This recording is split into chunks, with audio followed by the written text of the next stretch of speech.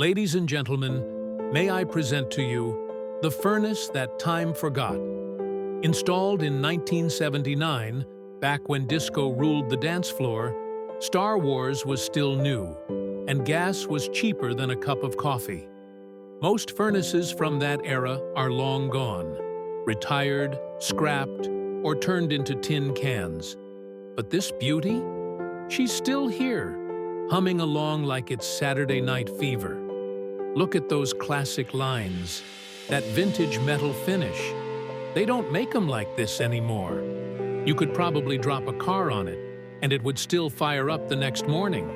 Sure, it doesn't have Wi-Fi, it doesn't take voice commands, and it definitely won't text you when the filter needs changing. But you know what it does? It heats the house, reliably, for over 4 decades. So here's to you, Old Faithful, the John Travolta of furnaces, still staying alive, staying alive.